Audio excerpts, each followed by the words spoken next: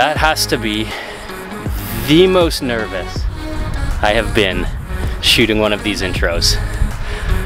Let me show you what I'm doing. I'm not sure how well you're gonna be able to hear me with the cars going back and forth here, but my wife and I have been planting these trees, 2 in our front yard, 2 in our backyard, eventually 3 in our backyard. They're fruit trees. A plum, which is right here, you can see, and then a peach, 2 apples eventually. We're still waiting on the next one, and a pear tree. They're in the backyard. So we've been planting them as part of our family adventures through COVID isolation. But in order for this tree to grow, we had to remove the big maple tree behind it.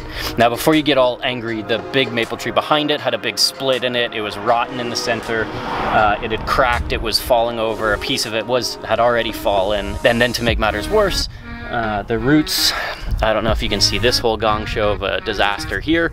The roots had made their way into the sewers, and so we had to have all our sewer lines and water lines replaced because of that tree right there. So it was in all our sewer lines, it was in our water lines, it was gumming everything up, and it was rotten and dying and falling over. So we took it down for all of those reasons, and also to allow this guy to grow. Here's the reality that I want to talk about today on 2 Minute Tuesday. It's that sometimes in order for life to grow, for things to flourish, there needs to be death as well. Let's go inside and I'll tell you what I mean.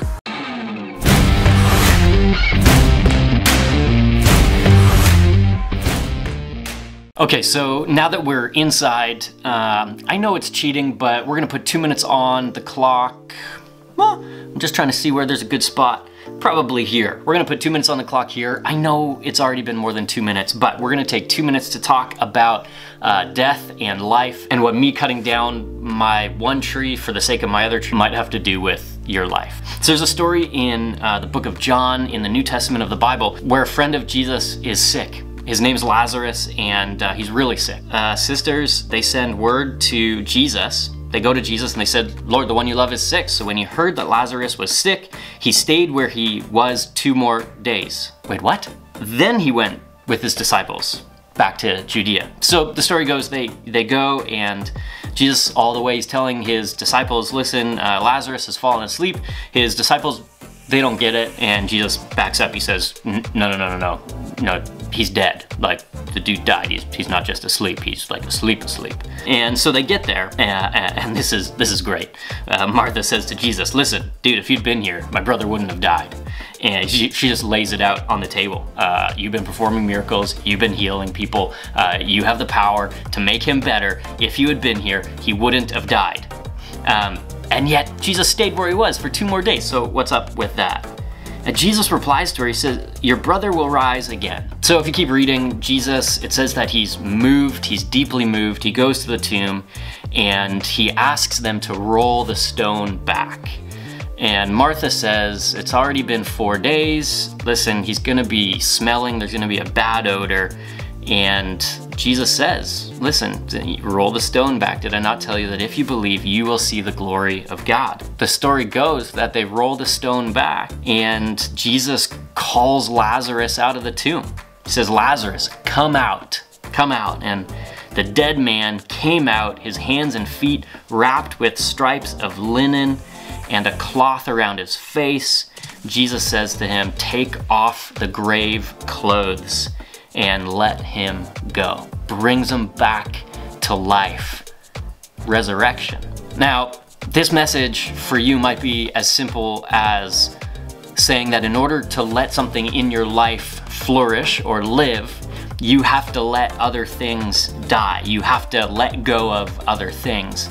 In order for my one tree to survive, I need to take out the remaining dead tree so that it doesn't continue sucking up the nutrients that my small sapling needs in order to survive. But the more profound message in this is that God is in his wheelhouse when it feels like or even looks like you are facing death.